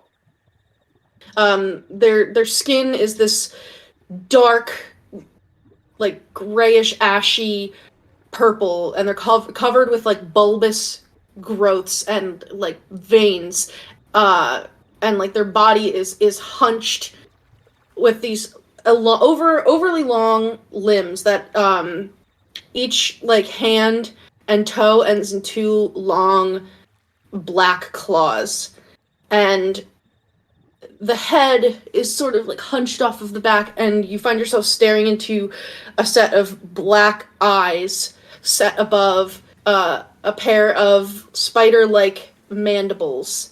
And you see this just in time to not be surprised as this individual hisses at you, and we will be going into initiative. Oh no! I knew that was gonna happen. Yay! I mean, Y'all are about to hear this dude fucking yelling again, and you don't hear that. But yeah, I think that we really just need to like incorporate them like into the narrative. Yeah. I want to see where Mr. Handsome. let me reveal him on the map. Where's my boy? Okay. The dice are rewarding me for my performance last night. Yeah. I mean, why I'm just sitting here and you said, yeah, we're gonna go into combat, and I was like, totally forgot to roll initiative. So Passive initiative. 25 to 20. 21. 20. 23. Oh, wow, look at us. Wow. Look at us. Ego was 23. Look at us. Clover was 21, and Yeah. Dawn was 20. Yep. Yep. What is Dove's initiative? 14. Hey, not bad. Okay. That's alright, I guess. We're all Well, above I 10. wasn't surprised, so True. I don't know why I go last. Who can say? Flabbergasted by doing this. Alright, so this individual is up on the ceiling, which is about 10 or so feet high, and is like clung onto it with like all of these webs that are like crisscrossing over, and it hisses at you. But Dove, you're able to point this out to your party in time, fast enough that this creature does not get the jump on you. There's no surprise attack round. First up is Ego. Okay. I know we have rolled initiative. Does Ego, like, do I know that this thing is moving to attack? Roll an insight check. Okay. A 16 insight check. I get that impression that this thing is moving forward to attack. Yeah, the body language is definitely hostile body language. Okay. I am holding you. Yeah. You can drop me if you need to. 100% will not be doing that. I would like to know, however, if I'm able to sort of cradle her with one hand to have a free hand. Or do I need both hands to hold her? Roll a strength check. Fair enough. That's a 15 minus 2 for a 13.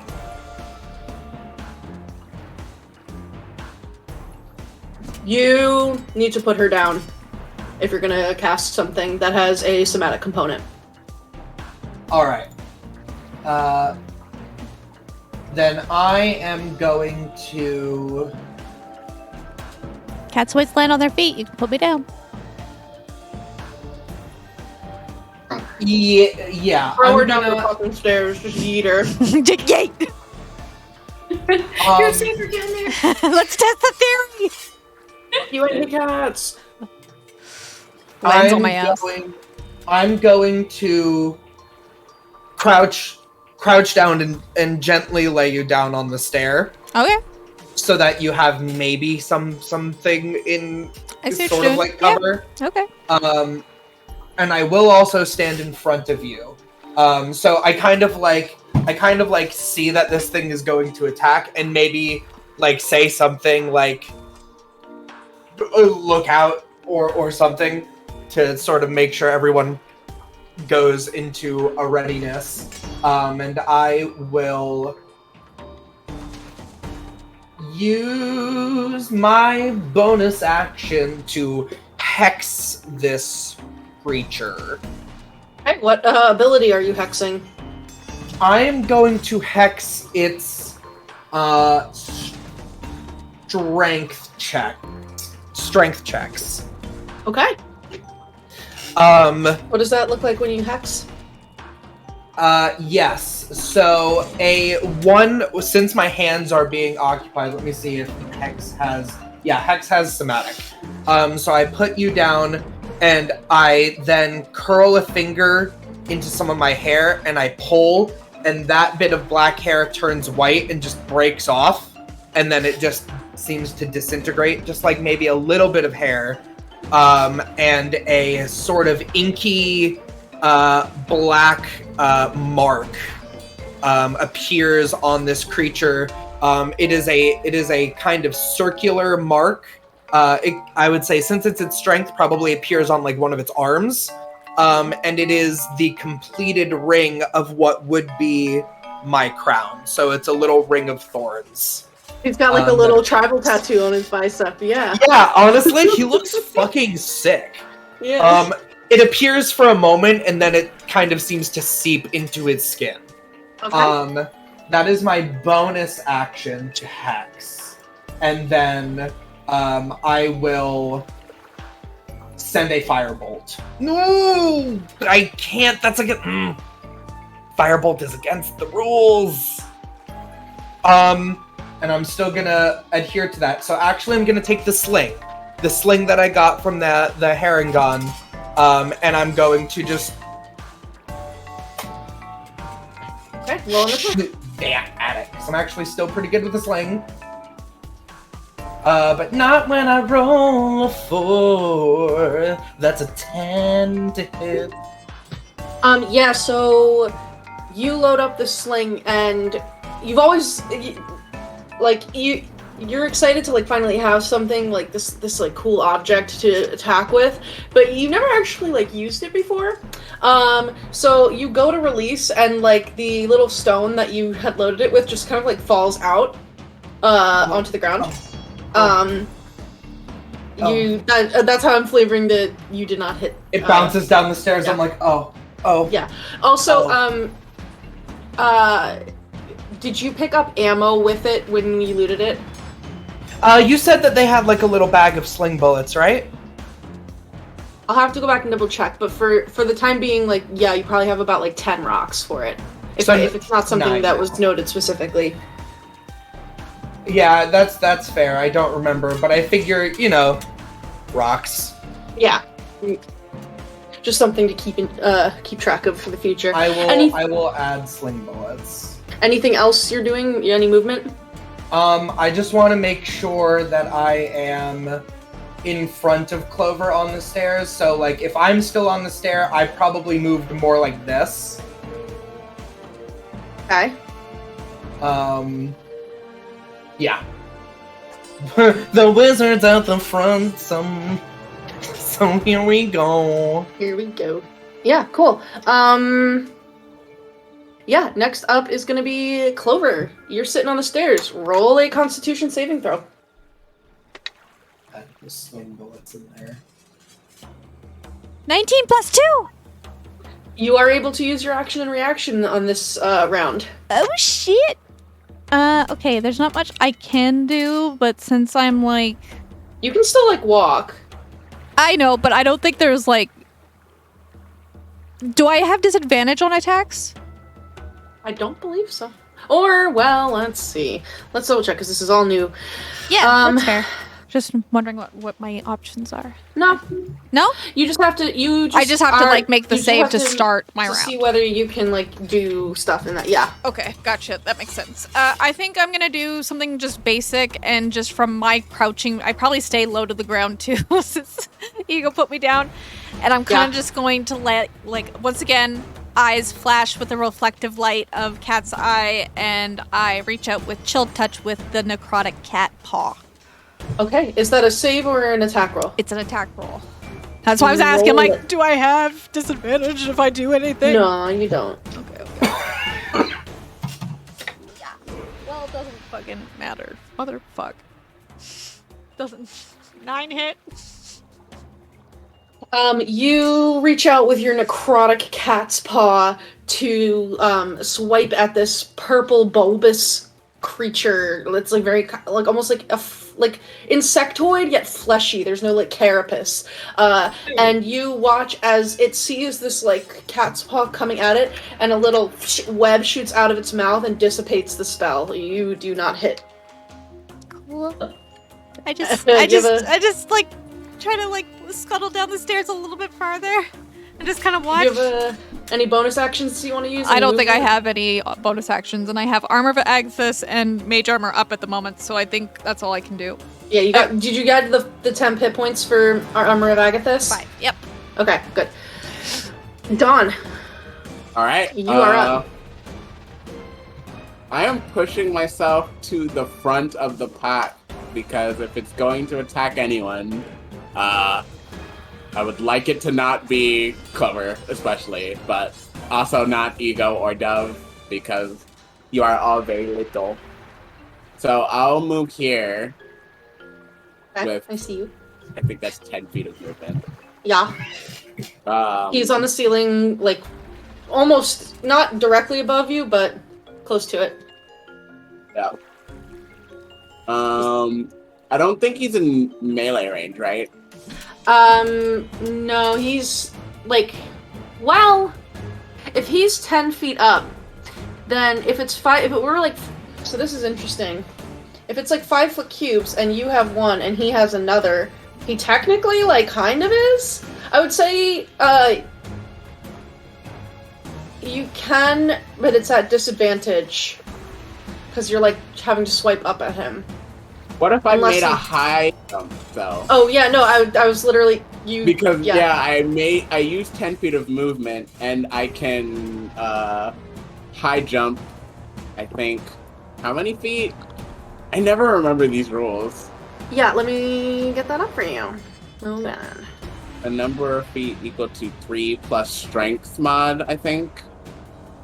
Mm-hmm. And you also have, like, the mirthful leaps. Yeah. So I can high jump 7 feet, so I don't even need to use my mirthful leaps feature. If he jumps, he'll get into melee. I want to try.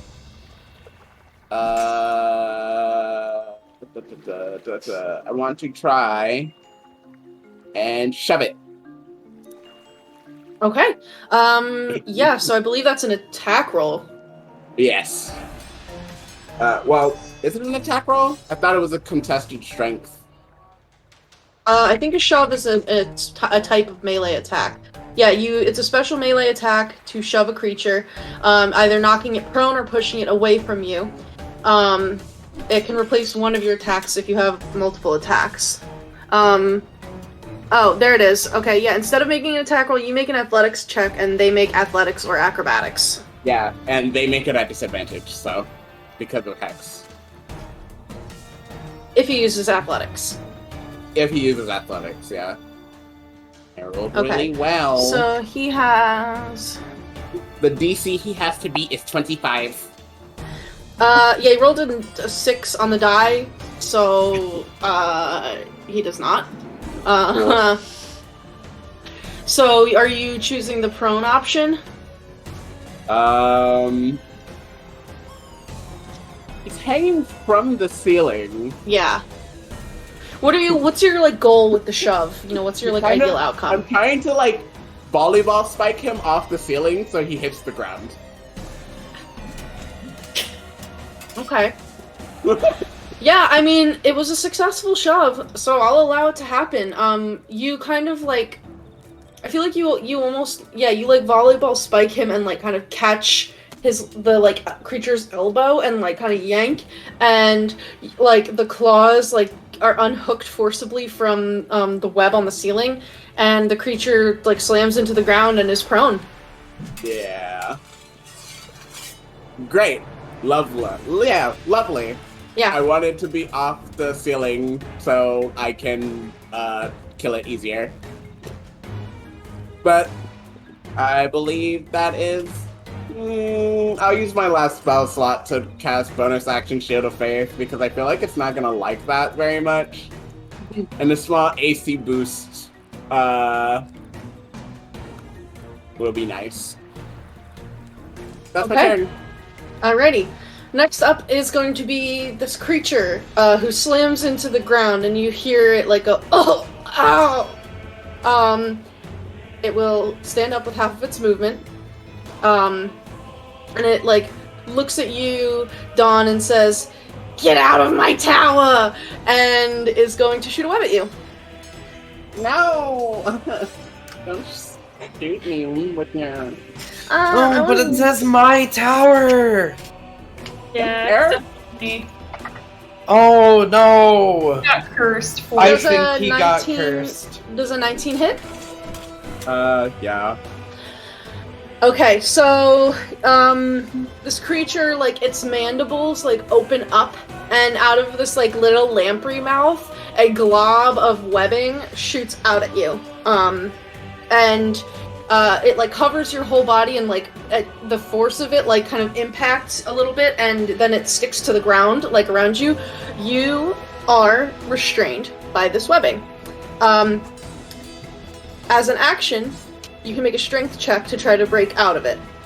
Yeah, but you're restrained.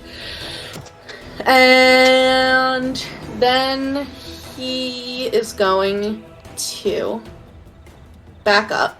Oh, little buddy, come here. 5, 10, and so he like puts the bed in between you guys, and like he kind of starts climbing up the wall, but he's still technically like 5 feet, like he's still within melee range of everybody because he only had 15 feet of movement from having to stand up. But that's his turn. He's starting to climb back up the webs. Next up, Dove. Dawn is covered in stringy, globby, like webbing. And the spider creature is like climbing back up the wall. I'm going to... I'm just very... I feel like I'm very conflicted on, like, what the heck's going on? This is crazy. This guy definitely got cursed by some bad lady, and I think Dove's just feeling really conflicting, and I don't think Dove's doing this on purpose, and I don't think she realizes how to do this, but I think that conflicting nature is just unleashes on the creature's mind, or this cursed creature's mind. I'm going to cast id insinuation, and so he's got to make a wisdom saving throw, or he's going to be hesitate.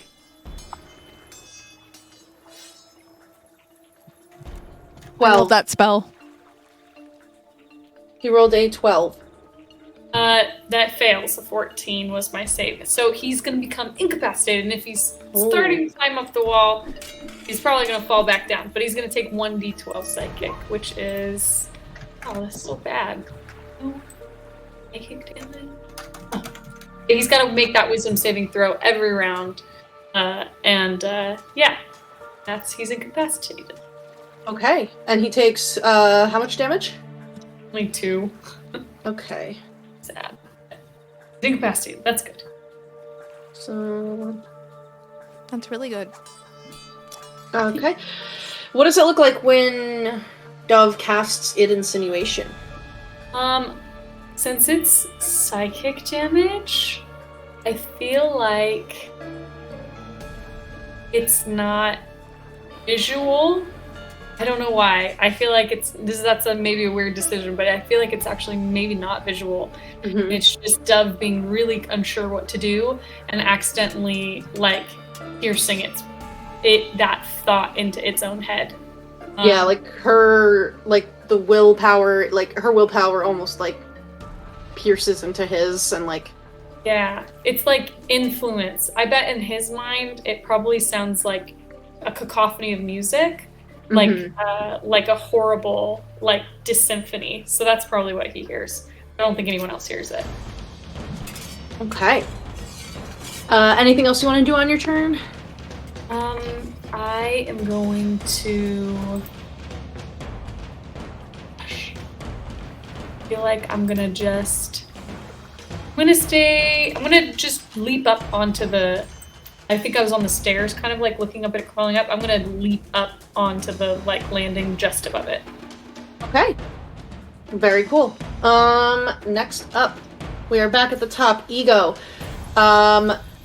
Dawn is still wrapped up in a web, but you see as this creature began to like climb up the walls, all of a sudden, like it kind of like wobbles and teeters, and while it's still like hanging there on the wall, maybe like about 5 feet up, it's like shaking its head and like groaning, and it's like, oh.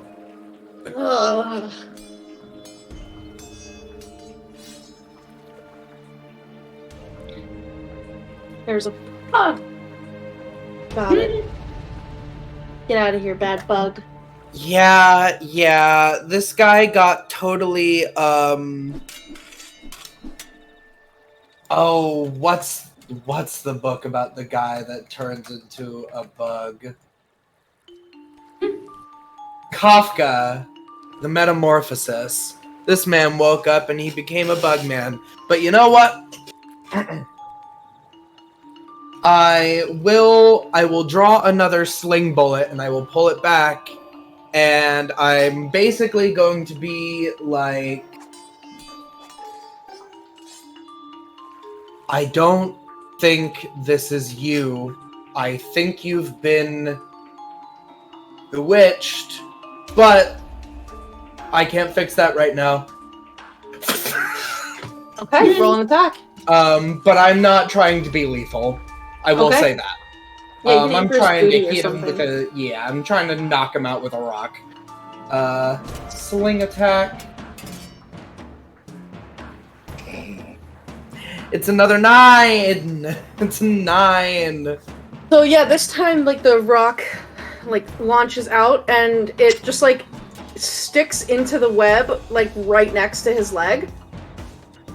You got really close this time, but yeah, no, still not quite enough to connect. I need to focus my dark energies. I'm my being God. too blinded by the empathy. It was a good shot. Sorry. It was just My fault. No. It was not a good shot. Wow. That is like the best representation of the party. I'm being blinded by my empathy. It was a good shot. Sorry, was it my fault? Anything else you want to do? Anything else I want to do? I will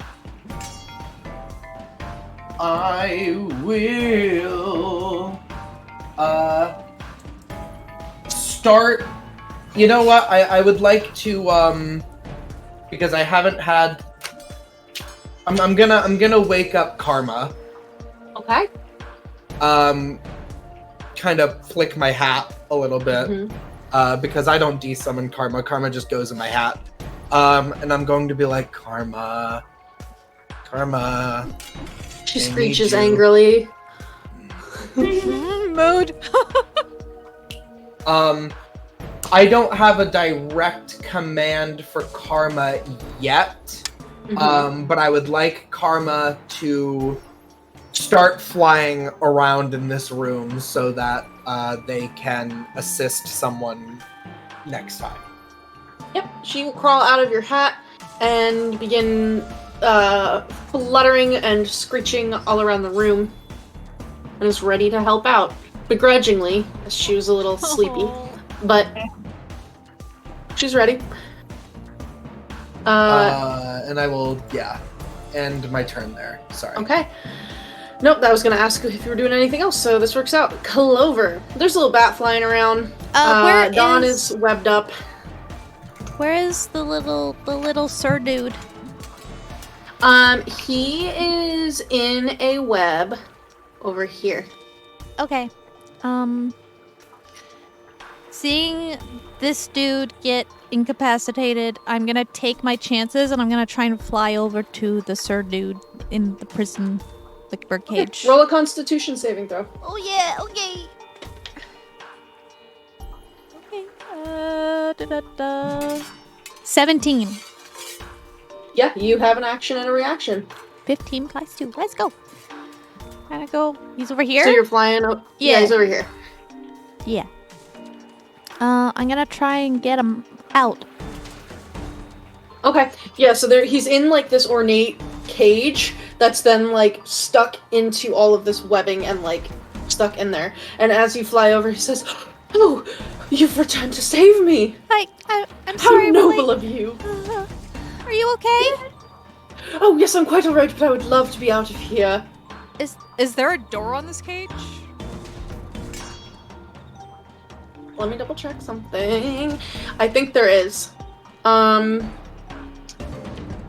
Bing bong. I mean, it's a bird cage, right? Yeah, I'm you just have to checking. be able to. I believe there is a door on the cage. Yes, there is. Is it facing out of the web, like, or do I have to like dig through it to get to the door? You'd have to pull away some of the webs to get to it. I guess I'll spend my turn trying to do that, trying to get access so he can get out. Okay, roll either a strength check or a dexterity check to work around those webs. Use Dex, please. Okay.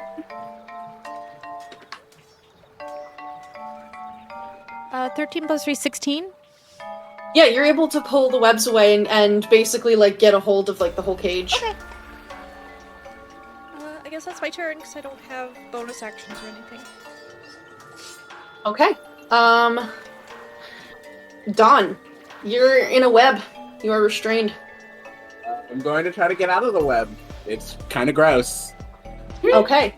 So that will take your action. You can use a strength check to do so. Or if you have some other option, you can also present that. I'm not going to. I didn't roll very high. Strength check. Oh, 16.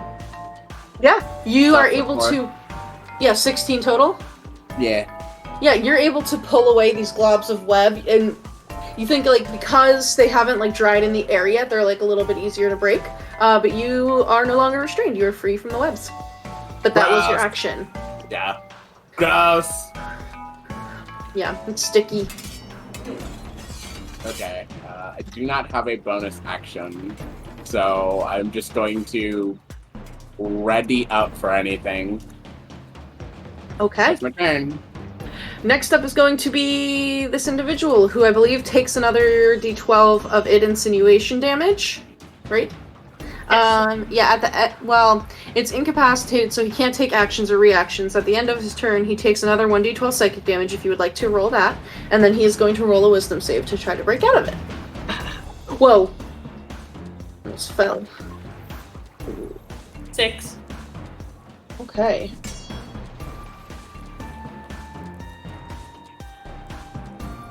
Yeah, so,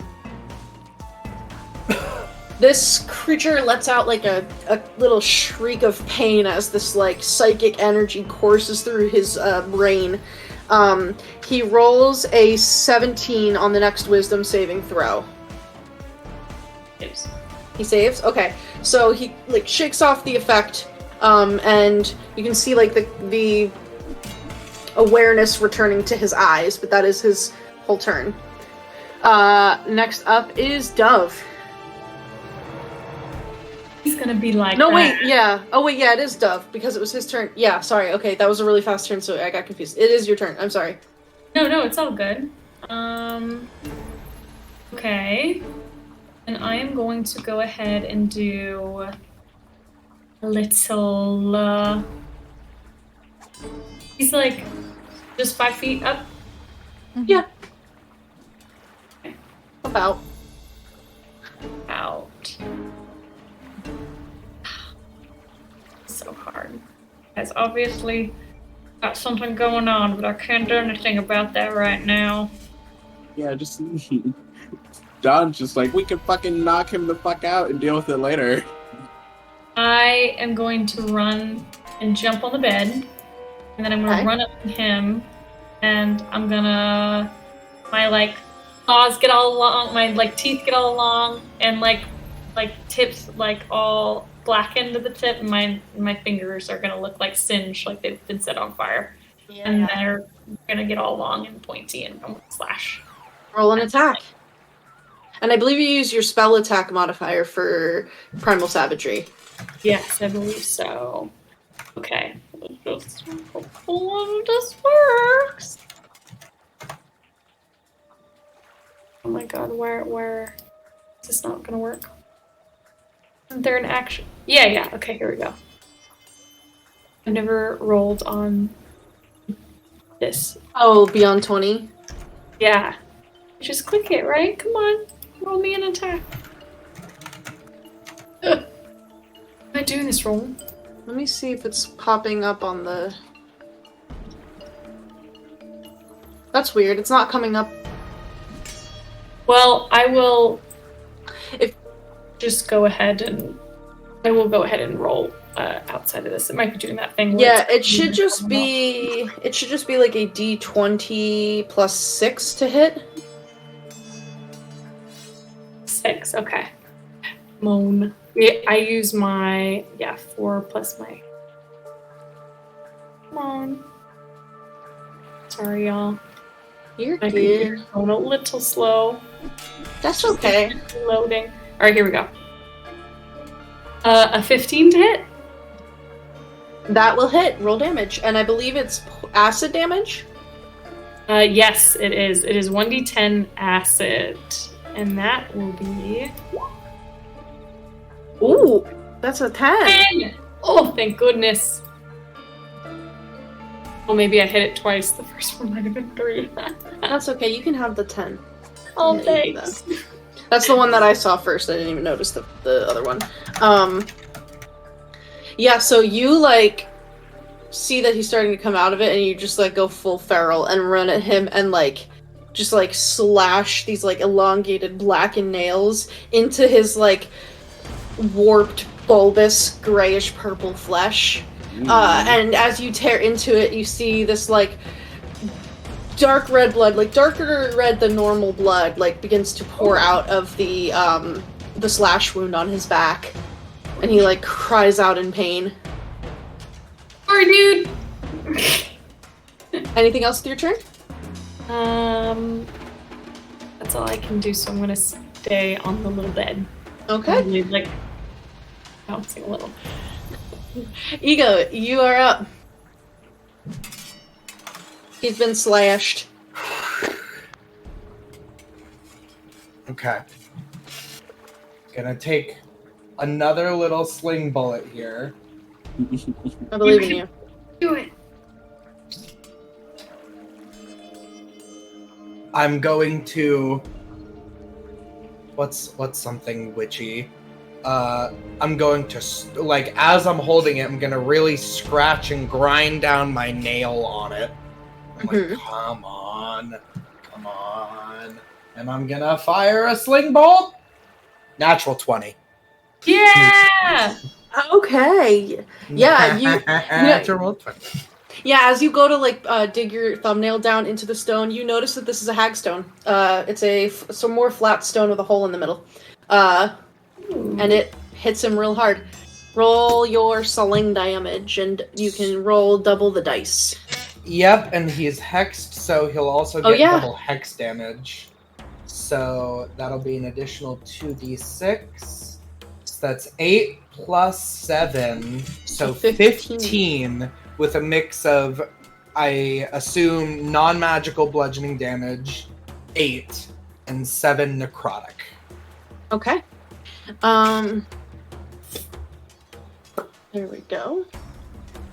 I hit him square in his eyes, and then that mark from before that seeped into his skin flashes and intensifies the pain. Yeah, so, like, as that mark flares, he, like, this creature, like, screeches in pain, and, like, you see, like, a very anime style, like, welt begins to form on the forehead, from where you got him. Good job, that was a good one. Anything else with your turn? 3rd time's a charm. Rule of threes! Ah! Never ends. That's gonna be Kristy's little freaky thing that happens in this campaign. It's always something. Please fall unconscious. You need for him to fall unconscious. I will tell Karma to go and screech at him to give the next person that makes an attack roll against him advantage with the help action. Okay. And then with that, Clover, you are up. Oh boy. There's a little bat, like, kind of screeching around the spider person's head. Okay, and I have the birdcage. Yes, you do have the birdcage in your hand, and Sir Talavar is in there, like, looking very grateful, but also, like, kind of nervous at what's going on around him. Okay, I will try to use the necrotic cat paw again, like a black cat paw with chill touch. Yeah, and you have advantage from the help action. Okay. So, go for that. 18 plus 6. That will hit. Trying to be non-lethal, so the cat claw is going for his ankle, like it's trying to like grab him so he doesn't move anywhere. I think it is supposed to grab him.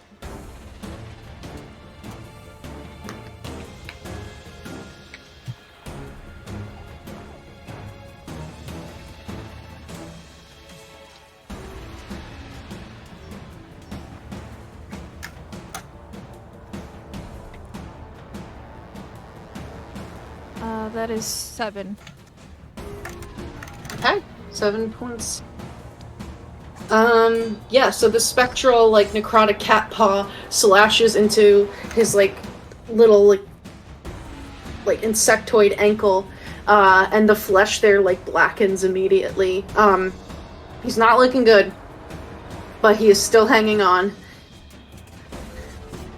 Is there anything else you would like to do with your turn? I will back up behind Dawn, kind of like get maybe by ego, like I'll like kind of do a little flutter hop with my wings and still hold the chest or the cage. Okay.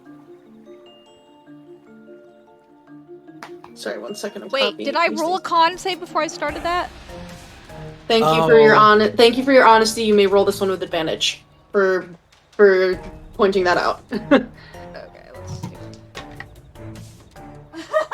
5 and 1, so nope. Okay. Minus that 7 points of damage. That never happened. Okay. Unfortunate. I am Sorry. sorry. Oh, No, and that's. so I you're- should also be paying attention. I did not. But you can move. I will It still just move is- back. move, yeah. Can I You move can back? move and yeah, you can move wherever Okay. you want to. So, Yeah, so that's someone fine. else will get advantage on their attack. Yeah, roll. so the advantage still stands Yep, for and we will whoever else keep that. wants it. I apologize, but thank Nope. you for being honest. It's just like, that felt too easy. Why did it feel too easy? Oh. Yeah, so the spectral cat paw, like, grazes his ankle, but you can't sustain the magic long enough as the pain of your Yeah. collapsed lung overcomes you. That's I'm rough. sorry. No, don't be sorry. Yeah, that was a pretty bad. It was not the worst roll on the injury table, but it's like that was. It's pretty rough. I rolled It was pretty, a pretty bad one. Yeah, I rolled pretty bad for that one. Definitely better than losing a limb. True. I mean, I might have given this guy, I don't know, like, because I rolled a nat 20, I might have given him, like, brain damage or something. I don't know. Yeah. With that, Dawn, you are up. Yeah. Clover is like kind of in the corner, clutching this cage, but gasping in pain. The spider guy is dangling onto the web about 5 feet up, and Ego hit him with a rock pretty dang hard, and Dove has given him a nice slash. And Karma is giving you advantage. Yeah, Karma's screeching. I will take advantage of that advantage and then come around 5, 10 over here. And I will go to attack him non-lethally since Ego said, please fall unconscious. And Don doesn't really think about murdering people that often. So He's not a bad client. He's just a guy. Really close. 19 plus 6 for 25. Yeah, that'll hit. So that is Roll going your damage. 8d8 because I'm still holding the shield. Almost max. So 11 slashing damage. Hey. More like bludgeoning as I kind of just smack him with the flat So edge. you have the intent to strike this man like with non-lethal damage, and in a flash your sword like briefly turns into like just a giant yellow dandelion stalk and just like bops him super hard. He's like not Bippity looking good. boppity boo, bitch. Yeah, Bippity boppity boo, bitch. You bop him and he basically like almost like completely falls off of the web. He's like, the body is like shaking and he's like kind of like gasping for breath. He's not looking good at all. Hopefully he'll fall on the bed. Right. Is there anything else you'd like to do? He's just gonna say, sorry dude, but you need to calm down. Okay. Next up is this creature who he knows that you guys are right there. He's hurting, and he is not doing well. Let me just see.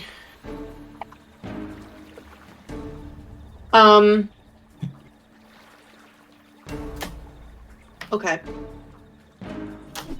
Uh-oh. I'm gonna cast fucking fireball.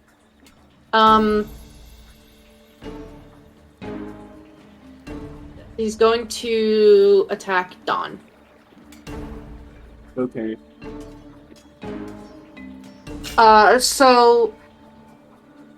He turns his head to you, and, like, he takes one of his arms, like, off of the web, and, like, reaches over to his shoulder, and from these, like, glands that are all over his body, he, like, pulls off this, like, curved piece of, like, thick webbing, that looks, it's,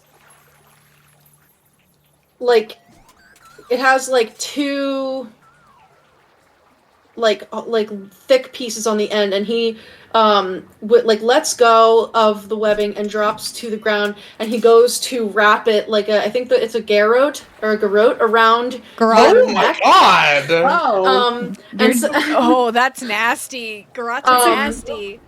garrote, Yeah. yeah, whatever it is. Yeah. He goes to, like, do that, but you just, like, completely duck out of the way,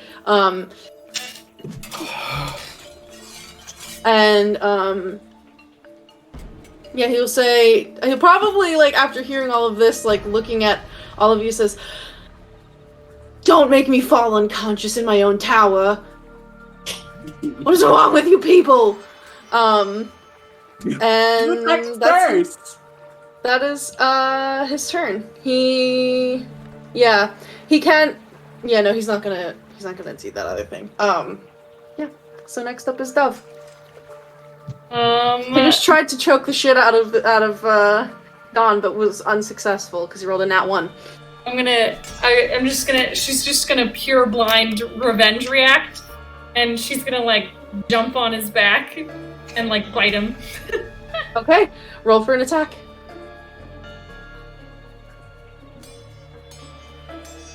A 14. That hits.